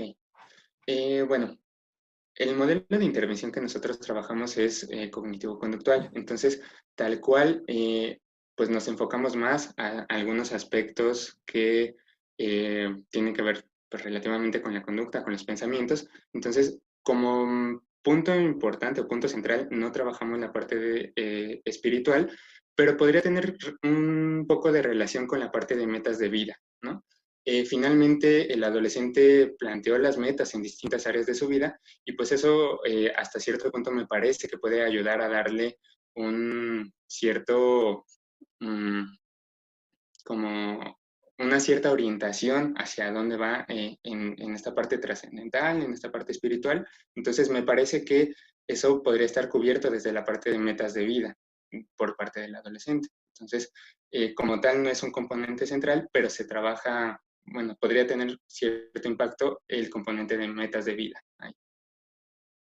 Ok, muchas gracias, Daniel. También es importante señalar aquí que la parte espiritual realmente no están peleadas con las intervenciones de este corte, ¿no? O sea, si para la persona es importante adherirse a, a esta parte espiritual, se trabaja, ¿no? O sea, el caso o el punto es sumar todos los esfuerzos posibles y no se pelea de alguna forma, ¿no? Con todo esto que se realiza.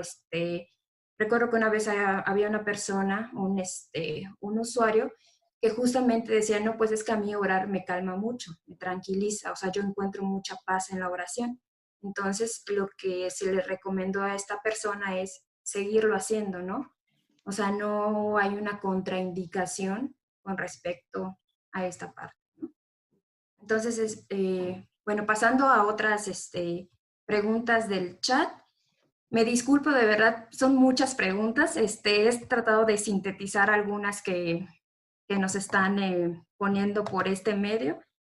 Y una que están preguntando, Daniel, es con respecto a la comorbilidad. Entendemos que la persona presentaba sintomatología ansiosa y depresiva.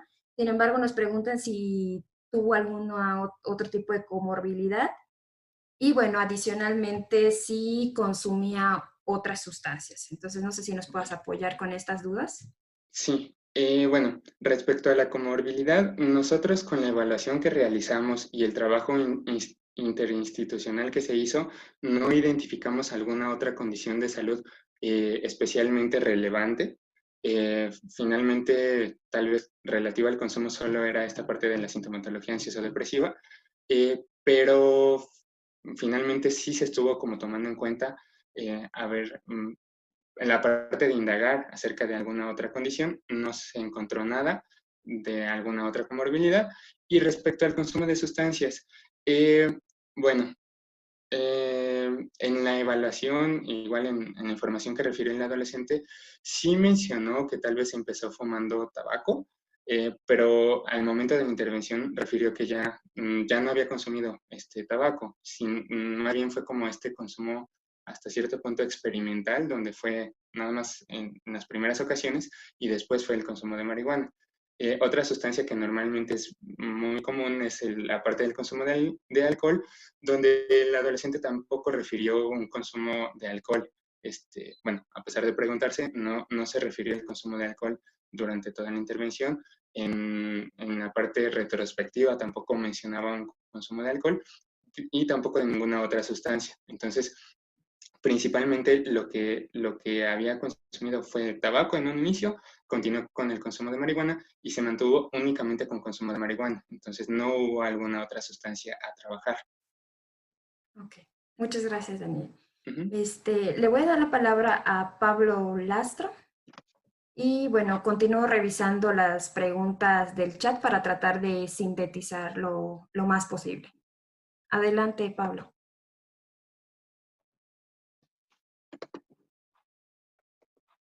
Pablo, ¿nos escuchas?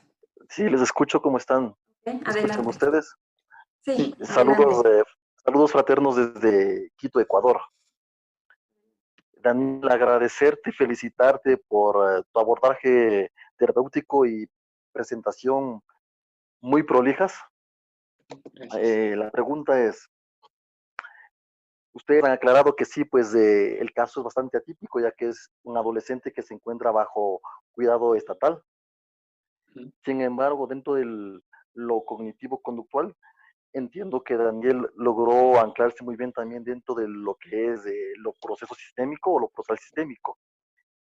Luego de tu experiencia en este abordaje terapéutico tuyo, Daniel, ¿qué otros elementos aportarías dentro del abordaje, la intervención o el seguimiento dentro del mismo caso? Gracias. Ok, gracias.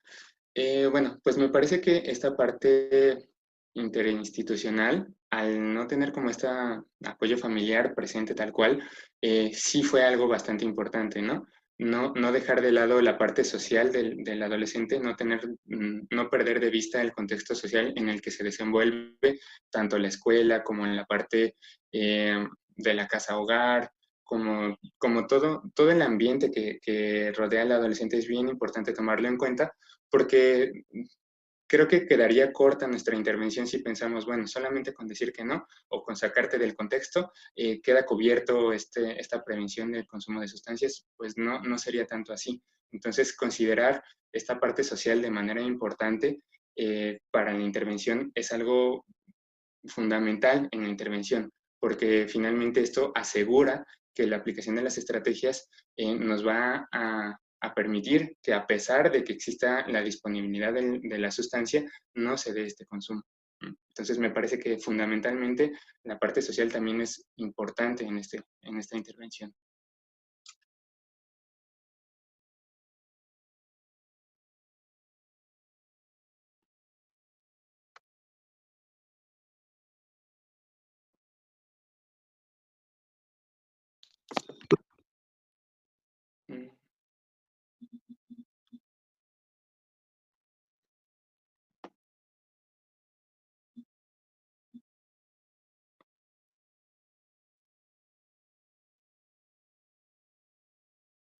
Cristina, adelante.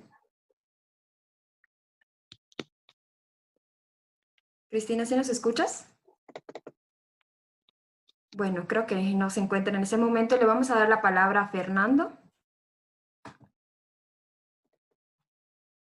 Adelante, Fernando.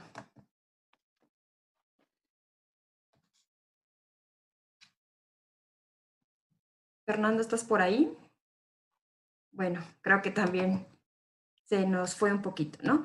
Entonces, me voy a permitir leer algunas preguntas que están aquí en el chat, Daniel, nada más, nos preguntan aquí cuáles son o cuáles eran más bien estos sentimientos y pensamientos que tenía el chico con respecto a su familia. Creo que es un tema que han estado preguntando constantemente aquí en el chat, que qué pasaba con toda esta parte familiar, o sea, ¿se tenía alguna noticias de los antecedentes familiares de ese chico, de algún familiar, o alguna vez se intentó contactar a la familia en algún punto o en algún momento? Entonces, si nos puedes ayudar con estas preguntas. Ok. La parte familiar, bueno, la psicóloga de la institución me refería que el chico estaba desde lo que se llama casa cuna, me parece, o algo similar, que es que el chico estaba institucionalizado desde bebé, prácticamente, ¿no? Entonces, me mencionó que también tenía un hermano, igual dentro de la misma institución, pero su hermano ya había egresado por cumplir la mayoría de edad. Entonces, como tal, no había información más allá acerca de, por ejemplo, su familia de sus padres. La única familia así como identificada que tuvimos a lo largo del tratamiento fue su hermano, que tampoco identificamos como una relación realmente cercana. A lo largo de las 12 sesiones que lo vimos presencialmente, solamente una, si acaso 2 sesiones, mencionó a su hermano, y en esta mención de, bueno, pues es que si yo cuando salga, pues tal vez me puedo ir con mi hermano, o tal vez puedo tener como apoyo de él por parte del adolescente. Por parte de la institución referían que tal vez era su hermano una de las personas que le podría proporcionar la sustancia, entonces que tampoco había como tanto contacto o tanto permiso de este contacto del adolescente con su hermano. Entonces, la parte familiar realmente no estaba presente, más bien era la parte institucional. Entonces, sí había como una limitante en la parte familiar en ese aspecto. Ok, muchas gracias. Bueno, le voy a dar la palabra a Fernando en este momento. ¿Me escuchan? Sí, Fernando, adelante. Buenas tardes, desde Perú. Buenas tardes. Daniel, muchísimas gracias por esa presentación didáctica que hiciste. Me parece genial la intervención que se realizó desde el enfoque que practicas, pero precisamente radica ahí unas limitaciones que percibo respecto o porque se tratan de abordar los síntomas que presentó, que brillantemente lo has expuesto y brillantemente lograron ciertos resultados. Me hubiese sido interesante que hubieses empezado con esa experiencia de esta persona, que sus sentidos emocionales, afectivos y otros se desarrollaron precisamente por ser institucionalizado desde bebé. Su perspectiva social, su perspectiva emocional, su perspectiva espiritual, cosmovisional del mundo es muy diferente de un niño que tiene una familia a uno que nunca conoció su familia. Eso es un dato trascendental. Y precisamente la pregunta iba para ahí. ¿Cuáles son aquellas habilidades que has notado tú en el niño, en este adolescente, perdón? O sea, tratamos su ansiedad, tratamos los estados depresivos, tratamos las crisis que pueda tener, pero ¿en qué lo enganchas? Más allá de esa sintomatología o de la periodicidad de esa sintomatología. ¿Le gusta el fútbol? ¿Le gusta la pintura? ¿Le gusta el arte? ¿Por qué? Les cuento una experiencia personal. Trabajo en el área de VIH y el primer año, y trabajo con niños y trabajo con adultos y también hay personas con drogas. Sigo trabajando en área de drogas en otros lugares. Y ocurre lo siguiente. La primera vez que me fui de vacaciones, la psicóloga que viene a reemplazarme hace lo mismo exactamente que yo, incluso más pulcra en cuanto a procedimiento. ¿Listo? En cuanto a registro, en cuanto a aplicación de ciertas técnicas. Es mucho más pulcra. Y la pregunta era, ¿por qué en ese estadio las personas no se sintieron lo suficientemente atendidas? Y la respuesta es más que obvia, ¿no es cierto? La confianza. La conexión que haces con la persona que te hace, más que tratamiento, la que te genera sentidos nuevos para seguir avanzando, para que no se sienta estancado tu perspectiva de vida o tu proyecto de vida, tus objetivos, tus motivaciones, como quieras llamarlo. Hace un momento leí una pregunta que tenía que ver con la empatía. ¿Cómo evalúas tú en ti? ¿Qué empatía desarrollaste con ese joven? Y reiterar la pregunta que hice anteriormente, ¿no? Lo de cuáles eran esas habilidades socioemocionales, tanto así para hacer una reeducación socioadaptativa más o menos, porque como yo, como tú, como cualquier psicólogo, no lo vas a tener para siempre a la persona. Y otra vez, felicitaciones, una muy buena presentación, bastante didáctica, Daniel. Un saludo. Muchas gracias. Muchas gracias, Fernando. Creo que es muy importante tu pregunta. Bueno, Daniel, te doy la palabra. Adelante. Ok. Bueno, sí, efectivamente me parece muy interesante esta pregunta porque, bueno, al momento de que me pregunta cuáles serían como estas fortalezas, me viene mucho a la mente la parte social. Como un factor de riesgo, es un factor de protección también. Las actividades sociales, principalmente el adolescente, las puede encontrar como una alternativa, ya sea el jugar fútbol, que sí menciona, los juegos de mesa, los juegos con compañeros, tal vez incluso amigos o personas cercanas. A lo largo de, por ejemplo, en la sesión de solución de problemas que mencionaba, que hubo una situación que probablemente iba a haber una agresión contra el menor, él me refirió cómo cómo había todo este apoyo social de una serie de amigos que lo ayudaron y le dijeron, no, tranquilo, está bien, mejor ya vámonos para acá. Entonces, esta parte social cumple un papel bien importante como factor de protección, ¿no? Donde el adolescente puede recurrir a sus redes sociales para encontrar pues actividades, para encontrar apoyo, para encontrar una persona con quien hablar. Entonces, por eso también fue algo que se estuvo insistiendo bastante a la institución que no lo sacaran de la escuela, ¿no? Porque también en algún momento se llegó a considerar por parte de la institución, bueno, un factor de riesgo en la escuela, porque en la escuela se produce el consumo, en la escuela le proporcionan la sustancia, bueno, lo sacamos de la escuela. Se estuvo haciendo bastante énfasis en que no era una buena alternativa que fuera sacado de la escuela justamente por esta parte social, porque era un factor de protección e incluso una motivación que el adolescente tenía, ¿no? Bueno, ver a mis amigos, salir, hacer actividades, eso creo que es algo bien importante, como también refieren, en este ambiente institucionalizado, ¿no? Que él pudiera echar mano de la parte social para finalmente continuar con sus actividades, con sus metas de vida, principalmente eso. Y había otra pregunta, ¿cierto? Sí, es con respecto a la empatía. ¿Tú cómo La parte de la empatía. lograste alcanzar la Cierto. empatía con el adolescente? Ok, ¿Cómo lo trabajas? también esto creo que sí es bastante importante con todos los usuarios que atendemos, pero creo que hay una peculiaridad con la población adolescente más que nada, ¿no? Porque muchas de las ocasiones en la población adolescente no es raro que vayan porque yo quiero ir al psicólogo, ¿no? O yo quiero ir para atender mi consumo de sustancias. Es bien raro que sea así. Normalmente son referidas o de la escuela o por la casa, por alguna institución, lo que sea. Entonces, sí, efectivamente es bien importante trabajar esta parte de la relación con el adolescente. En las primeras, tal vez 2 o 3 sesiones, son las que yo dediqué mucho a que el adolescente tuviera esta confianza. No solamente era de llenar formatos, de cumplir con las pruebas, cumplir con la evaluación, no era tanto ese el objetivo al momento de las primeras sesiones. Era mucho más bueno, ¿cómo estás? ¿Cómo te fue? ¿Qué hiciste?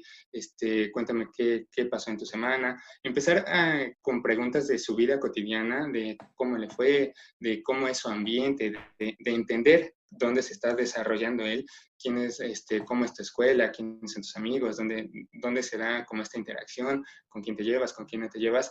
Esto me parece que es bastante importante y se realizó en las primeras sesiones. Tanto así que hubo una sesión en que la supervisora del centro, bueno, la jefa del centro, me hizo favor de entrar un momento con el adolescente, ya hacia las últimas sesiones, y me refería a la jefa del centro que ella tenía como un poco de miedo que el adolescente fuera cortante, fuera distante al momento de ella interactuar con él. Y no, se encontró con todo lo contrario, ¿no? La jefa del centro le pregunta, ¿cómo estás? ¿Cómo te fue en la semana? Y el adolescente le empieza a contar todo, ¿no? Como esta parte de, pues es que tengo algunos problemas con mi pareja y entonces, no sé, he estado pensando qué voy a hacer porque ya le dije que ahorita voy a estar así. Entonces, finalmente esta parte de la confianza se trabajó desde el inicio de las sesiones y cómo vemos esta empatía o este cambio. Bueno, hacia el final de las sesiones la comunicación del adolescente es bastante abierta, ¿no? Donde el adolescente tiene la confianza de decir sí hubo algún consumo o sí se dio de esta forma y nos dan de forma más verídica toda esta información. Entonces, me parece que la parte de la empatía, la parte de trabajar, de la confianza con el adolescente, se encuentra reflejada en la interacción que el adolescente tiene con el centro en general, no solamente conmigo, sino pues, lo vemos con la jefa del centro. Entonces, eso igual es fundamental, como dicen, con todos los pacientes, pero en especial con la población adolescente, ¿no? Tener esta empatía, tener esta confianza, tener esta relación terapéutica que incluso pues podemos ver como de manera bastante importante relacionada con la adherencia terapéutica que hay, ¿no? Si nosotros tenemos una buena confianza, una buena relación terapéutica, la adherencia que tienen las personas que asisten a servicios psicológicos, pues es bastante elevada, ¿no? Entonces, creo que eso también es bien importante trabajarlo pues a lo largo de todas las sesiones. Ok, Daniel. Creo que has respondido de forma muy completa esta parte de la empatía, que específicamente en los adolescentes es fundamental, ¿no? tanto para la adherencia del tratamiento e incluso para el éxito mismo de la intervención, ¿no? Entonces, Sí, claro. voy a leer algunos otros comentarios que nos están realizando por este medio. Permíteme un momento.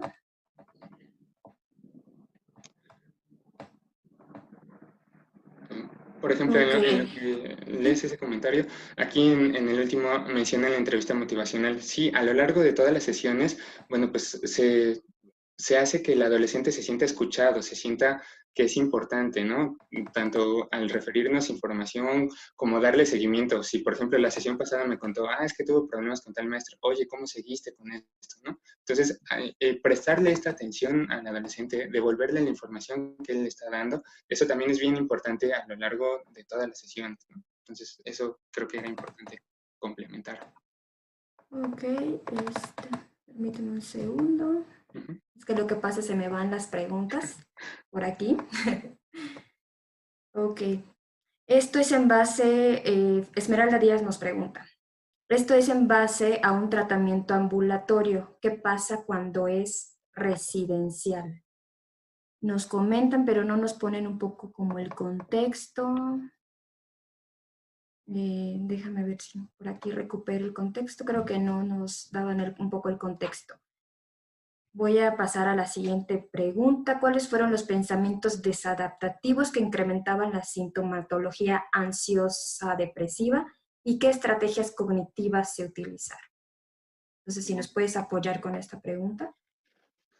Los pensamientos que favorecían esta sintomatología al inicio de las sesiones iban muy relacionados como, bueno, pues, ¿para qué me esfuerzo en no fumar? ¿Para qué me esfuerzo en la escuela? Si de todas formas, como no vale tanto la pena, pues no sé qué voy a hacer después. Tal vez sí estaba planteado como un poco la meta de, bueno, quiero estudiar una carrera, pero pues si no, pues ya para qué. Todos estos pensamientos como de desesperanza hacia el futuro estaban de manera muy presente y bueno, pues si vemos, se relaciona bastante la sintomatología ansiosa, que es generar más pensamientos, como la depresiva con la desesperanza que había al inicio de las sesiones, ¿no? Entonces, respecto a las estrategias cognitivas, bueno, lo principal pues fue la parte de la detención del pensamiento, ¿no? Finalmente, al detener los pensamientos, nosotros detenemos la posibilidad de que se incremente esta sintomatología depresiva. ¿Cómo lo hacemos? Bueno, pues primero trabajamos en que el adolescente identifique que está teniendo estos pensamientos, ¿no? Que el adolescente aprenda cuáles son, sepa reconocerlos y sepa cuál es el momento para detenerlos. ¿Y cómo detenerlos? Bueno, pues detente o ya, basta, deja de pensar en eso, me voy a enfocar en esto. Y bueno, centrar la atención o la concentración en otra actividad, ya sea cognitiva, como por ejemplo buscar palabras con el inicio de unas letras, ya sea realizar alguna tarea escolar, ponerse a leer algún libro, realizar alguna actividad física. Eso podría ser como en la parte cognitiva. También algo que ayudó bastante en esta, eh, para trabajar como con estos pensamientos de sintomatología ansioso-depresiva fue la parte de metas de vida. Bueno, si tú quieres estudiar una carrera universitaria, ¿qué es lo que tienes que hacer? Bueno, pues tengo que pasar mis materias primero de este semestre, continuar estudiando, esforzarme en tal cosa. Ok, eso en la parte académica. En la parte social, bueno, ¿qué es lo que quieres hacer? Conseguir tal cosa. O sea, finalmente, como mencionaba anteriormente, todos los componentes están muy relacionados y eso es algo bien importante, que no los veamos como algo aislado. Entonces, finalmente, la parte de metas de vida tiene que ver mucho también con la sintomatología depresiva. ¿Hacia dónde voy? ¿Qué es lo que quiero lograr? Y ver qué estoy logrando ya hasta este momento. Por ejemplo, él identificaba, bueno, pues ya me siento mejor sin el consumo. Ya me lo están reconociendo, no solamente en la escuela, no solamente las personas del centro, sino también mis amigos, que es también alguien bastante cercano a mí. Entonces, eso también para el adolescente era reforzante en ese sentido. Entonces, creo que esta parte de metas de vida es bien importante en la parte de la sintomatología ansiosa depresiva, la detención del pensamiento, que él aprendiera cómo cambiar estos pensamientos de negativos a positivos, ¿no? ¿Qué evidencia tienes? ¿Cómo podemos mostrar que tal vez este pensamiento bueno, pues es que no le importa a nadie, o tal vez no tiene sentido, o no vale la pena esforzarme por esto? ¿Cómo le podemos cambiar, no? Bueno, ¿qué tanto has logrado esforzándote en la escuela? ¿Qué tanto te gustaría, por ejemplo, que el maestro dijera, bueno, sí, tal vez es un poco inquieto, pero saca buenas calificaciones, ¿no? Y el adolescente incluso sonreía o se veía contento con ese cambio de ideas, con ese cambio de pensamientos. Entonces, eso también fue bastante importante.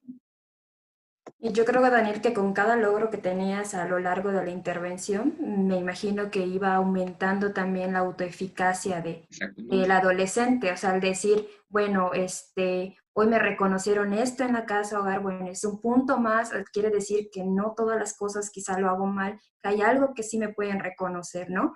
Y así sucesivamente con cada logro que se va obteniendo en los diferentes aspectos de la vida del adolescente. Bueno, hay muchísimas preguntas y prácticamente pues el tiempo se nos ha agotado en la sesión.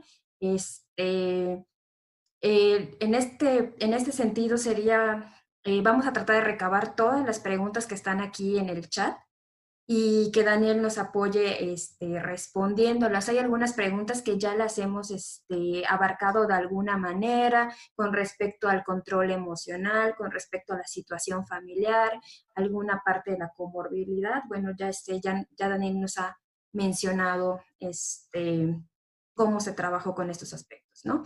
Y bueno, Daniel, pues también reconocer toda la excelente labor que hiciste en el desarrollo de este caso, cómo fuiste involucrando a los profesionales, cómo fuiste involucrando a las dos instituciones, tanto el centro que te alberga como a la institución que alberga al adolescente. Y bueno, creo que el resultado ahí está, ¿no?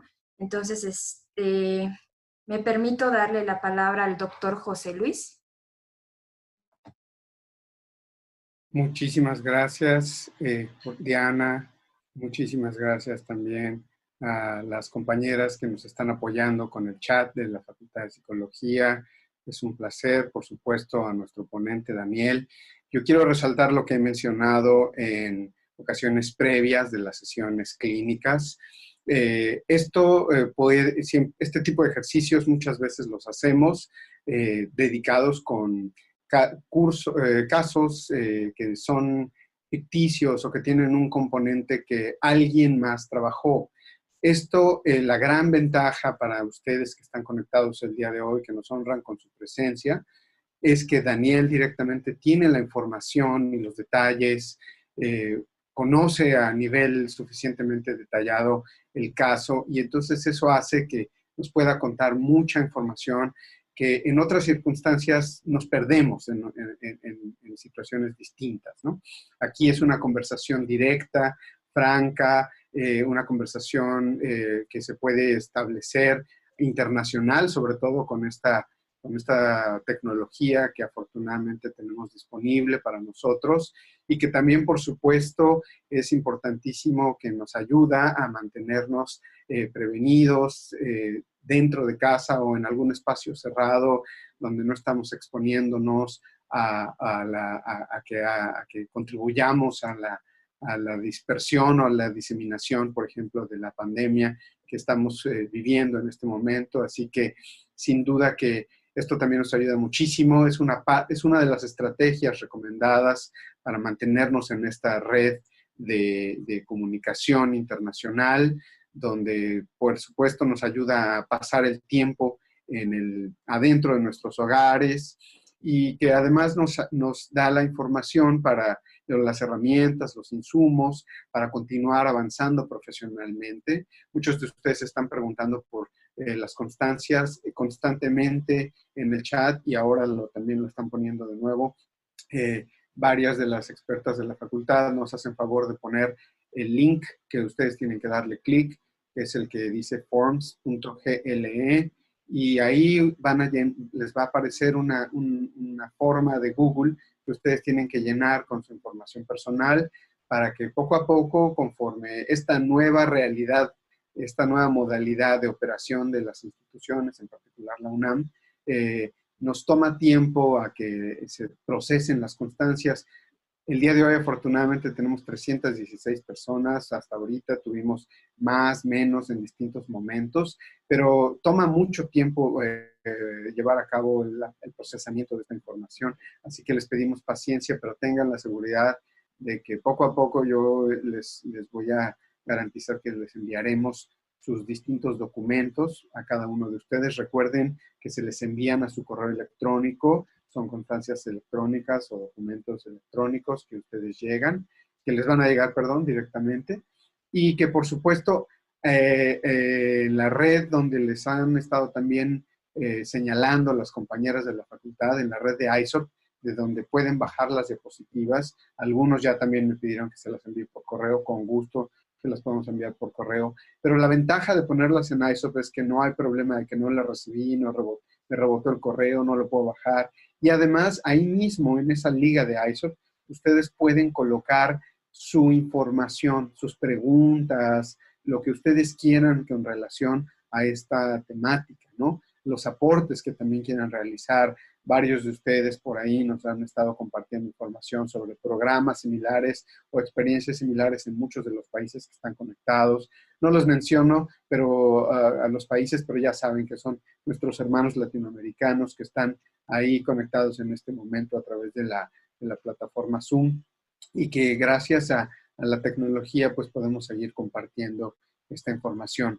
Asimismo, yo les invito a que en cuanto a lo que se revisó el día de hoy, ISOP, la página de la Sociedad Internacional de Profesionales en Prevención y Tratamiento del Consumo de Drogas, ISOP, esa página web tiene varias redes de información de gestión del conocimiento, y yo les recomiendo dos en particular que estoy poniendo ahí en el chat. La red de gestión de conocimiento sobre marihuana o cannabis y la red de gestión sobre adolescentes, donde también hay muchos otros recursos.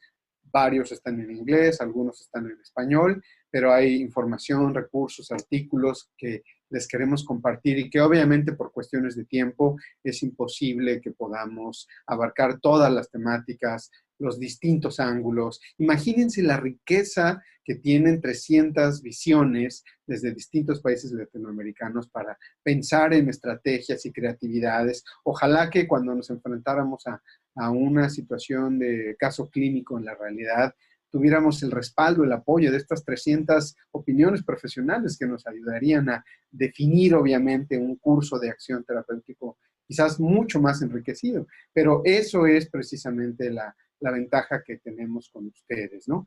Así que yo quiero resaltar que contesten la encuesta. Cualquier persona que tenga problemas de no haber recibido su información, directamente me manda un correo electrónico. Ya saben que ahí en sinadiccion@gmail.com me lo pueden enviar. Y, por supuesto, también revisar las redes de ISOP para que tengan información sobre estos temas que ya les mencioné. También se está colocando mucha información en relación a los recursos que existen en salud mental y COVID, la pandemia, las recomendaciones para cómo ayudar a los niños a lidiar con el estrés, recomendaciones para las personas que están en algún programa de tratamiento, y por ahí directamente también estamos revisando toda la información que les queremos compartir para que ustedes pues nos hagan este favor de revisarla o compartir recursos que ustedes saben, ¿no? Que ustedes tienen a la mano.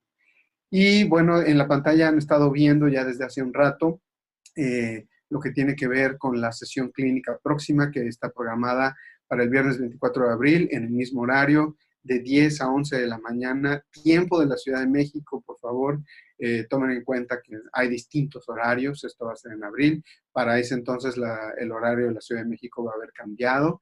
Y ahí en ese entonces, el 24 de abril, va a haber el caso específico de una persona joven que consume tabaco, ¿no? Y cómo se nos van a presentar igual una metodología bajo lo que se realiza en la intervención del Centro de Tratamiento en la Facultad de Psicología de la UNAM, o uno de los centros de tratamiento de la Facultad de Psicología de la UNAM. También vamos a tener posteriormente, el 4 de mayo, a nuestro querido y admirado amigo Jorge Villatoro Velázquez, con una presentación magistral, esperadísima, para que nos hable acerca de programas de prevención del consumo de sustancias, uno de sus temas favoritos, y particularmente nos comparta información sobre uno de los programas en el que él ha estado involucrado desde hace mucho tiempo. Para las personas que están preguntando sobre la grabación, sí, por ahí a lo mejor van a ver en la pantalla que dice recording, se está grabando la presentación, posteriormente nos la van a pasar para que la coloquemos también en ISOP y esté disponible para que la vean ustedes cuando consideren. Y por supuesto vamos a tener más información de continuarles invitando a través del correo electrónico, a través del WhatsApp, sobre todo para aprovechar el tiempo que vamos a estar en casa en esta nueva modalidad virtual, e incluso cuando todos ya regresemos a trabajar directamente y a convivir más abiertamente en todos los espacios. Bueno, también está disponible el Zoom, porque no podemos viajar todos o porque no podemos estar todos en algún espacio muy amplio. Imagínense un auditorio para 300 personas, nos va a tomar mucho tiempo, mucho espacio, pero Zoom nos permite eso gracias al apoyo de la Facultad de Psicología de la UNAM, el equipo encabezado por Silvia Morales. Y yo, a nombre de Jimena Kalavsky, la jefa de la Unidad de Reducción de la Demanda, les agradezco muchísimo el apoyo, la participación, sus preguntas. Yo sé que no nos da tiempo para abarcarlos a todos, a las participaciones e intervenciones de todos, pero con gusto estaremos continuando para invitarles y para continuar este intercambio de información y de recursos y experiencias. Así que desde la Comisión Interamericana para el Control del Abuso de Drogas, CICAD, en la OEA, en la Organización de Estados Americanos, les agradezco muchísimo a todos su atención, particularmente a Daniel, por la experiencia y la presentación, y al equipo que hace posible esto desde la Ciudad de México, y a todos ustedes en los países latinoamericanos que estuvieron con nosotros el día de hoy. Les agradezco mucho, nos mantenemos en comunicación y cualquier cosa estamos en contacto. Que estén muy bien, que tengan un excelente resto del día. Hasta luego.